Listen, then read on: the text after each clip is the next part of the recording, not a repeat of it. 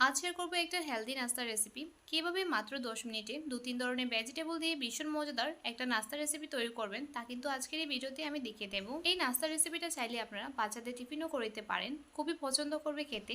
কিভাবে এই হেলদি নাস্তার রেসিপিটা আমি তৈরি করব তার পুরো প্রসেসটা থাকবে এই ভিডিওতে। এই রেসিপিটা তৈরি করার জন্য আমি এখানে একটা মিডিয়াম সাইজের আলু সেদ্ধ করে নিয়েছি। এখন একটা গ্রেটারের সাহায্যে আলুগুলোকে ভালো করে গ্রেট করে নিচ্ছি। আমি যেহেতু এখানে একটু বেশি করে নাস্তা তৈরি করব তার জন্য আমি এখানে বেশি আলু নিয়েছি। আপনারা যদি এখানে কম নাস্তা তৈরি করে তাহলে আলুর পরিমাণটা কমিয়ে নেবেন। এই রেসিপিতে আলুর পরিমাণটা বেশি দিলে নাস্তাটা নরম হয়ে যাবে আর নাস্তাটা কিন্তু ফেটে যাবে। দিয়ে দিলাম এর মধ্যে 1 কাপ পরিমাণ ময়দা। আপনারা চাইলে এখানে আটাও দিতে পারেন।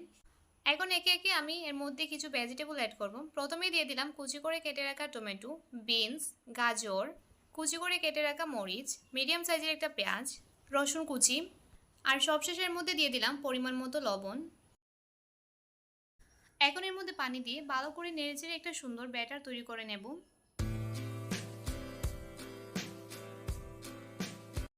পানি দিয়ে সবকিছুকে নেড়েচেড়ে দেওয়ার পর এখন এর মধ্যে দিয়ে দিচ্ছি সরিষা। তারপর সবকিছুকে আবারও ভালো করে নেড়েচেড়ে মিশিয়ে নেওয়ার পর এখন এর মধ্যে অ্যাড করে দিচ্ছি 2টো ডিম।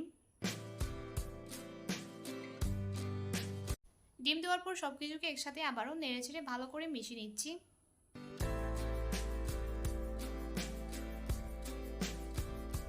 তো নাস্তার জন্য আমার ব্যাটারটা কিন্তু একদম তৈরি করা হয়ে গিয়েছে। এই যে দেখতে পাচ্ছেন আমি আপনাদেরকে ব্যাটারের ঘনত্বটা দেখিয়ে দিচ্ছি। এর থেকে বেশি পাতলা হবে না, আবার এর থেকে বেশি গাঢ় হবে না। এখন নাস্তাটা তৈরি করে নেব। তার জন্য প্যানের মধ্যে দিয়ে দিলাম পর্যাপ্ত পরিমাণ তেল। এখন এর মধ্যে দিয়ে দিচ্ছি কিছুটা পরিমাণ ব্যাটার। তারপর এটাকে চারিপাশে ছড়িয়ে দিচ্ছি। এরপর যে আমার চুলোর আঁচ আছে মিডিয়াম চুলোয় রেখে আমি নাস্তাগুলো তৈরি করে নেব। এখানে কিন্তু চুলোর আঁচ হাই করা যাবে না, এতে করে নাস্তার ওপরে কালারটা চলে আসবে আর ভেতরের দিকটা পুরোপুরি সেদ্ধ নাও হতে পারে। তো এটাকে আমি ঢাকনা দিয়ে ঢেকে রেখেছিলাম। এখন ঢাকনাটা সরিয়ে এটাকে উল্টে দিচ্ছি। যখন উভয় পাশে সুন্দর একটা কালার চলে এসেছে তার মানে আমার নাস্তাটা কিন্তু তৈরি করা হয়ে গিয়েছে। এখন আমি এটাকে নামিয়ে নেব।